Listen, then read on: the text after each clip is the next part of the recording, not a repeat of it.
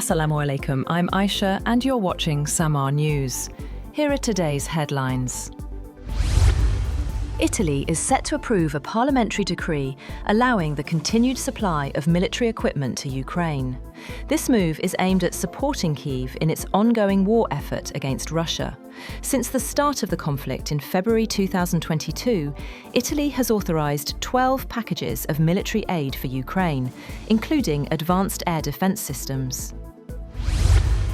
The White House has issued a sharply worded briefing accusing former US President Joe Biden's handling of the Afghanistan withdrawal of creating long-term national security risks for the United States.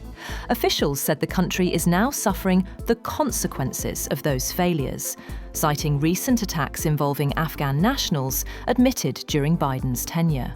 During the briefing, White House spokesperson Caroline Leavitt claimed that an Afghan national brought into the US under Biden carried out a terrorist attack in Washington, D.C.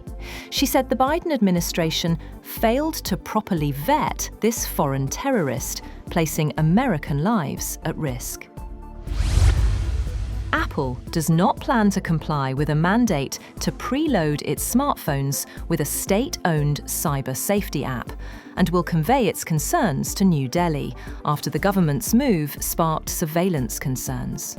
Sources say Apple does not plan to comply with the directive and will tell the government it does not follow such mandates anywhere in the world, as they raise a host of privacy and security issues for the company's iOS ecosystem.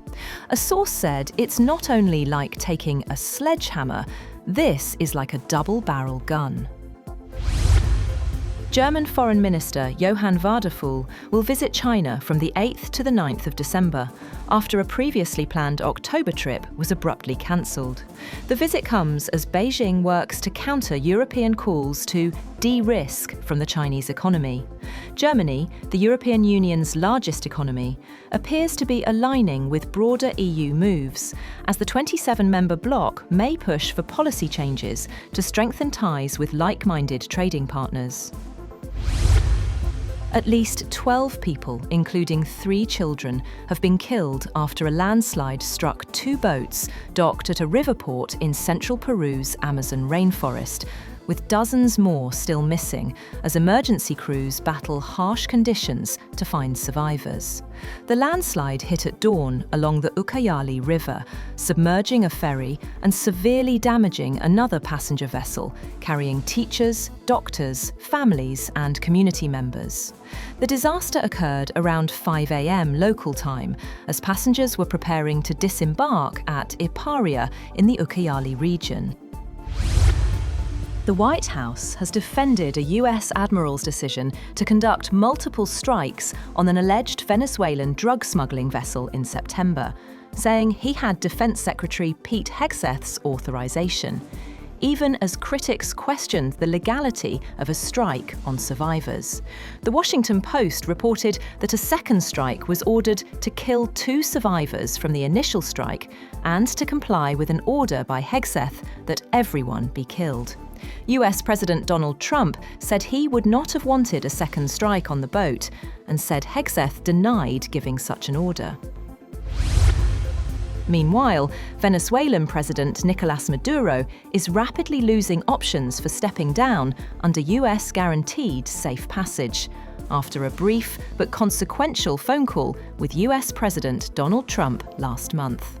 The November 21st call came as Washington escalated pressure on Venezuela, including designating the Cartel de los Soles, which US officials say includes Maduro, as a foreign terrorist organization. Maduro has repeatedly denied all criminal accusations, saying the United States is seeking regime change to seize Venezuela's natural resources. Russian forces say they have captured Pokrovsk, a strategic logistics hub in eastern Ukraine, along with Vovchansk in Kyiv. The Kremlin hailed the liberation, though Ukraine has yet to confirm the reports. Russian Chief of Staff announced that Pokrovsk and Vovchansk are under Russian control. Kremlin spokesman Dmitry Peskov said the news was reported to President Vladimir Putin during his visit to a frontline command center. Videos circulated by Moscow show Russian soldiers marching through the streets of Pokrovsk, raising the Russian flag. Putin congratulated troops on their victory in what Russian officials call Krasnoarmeysk, the city's Russian name. US President Donald Trump says it is important for Israel to keep a strong and steady dialogue with Syria. In a post on Truth Social, he said nothing should interfere with Syria's path toward becoming a prosperous state. His statement signals the US government's continued support for stability in the region. Meanwhile, Benjamin Netanyahu spoke with President Trump shortly after he urged Israel to maintain dialogue with Syria. Netanyahu's office says the call focused on disarming Hamas and demilitarizing Gaza, as well as expanding Israel's ties with new countries. Trump also invited Netanyahu to the White House in the near future. That's all for now. For more updates, visit www.samaa.tv. Thank you for watching Samaa News.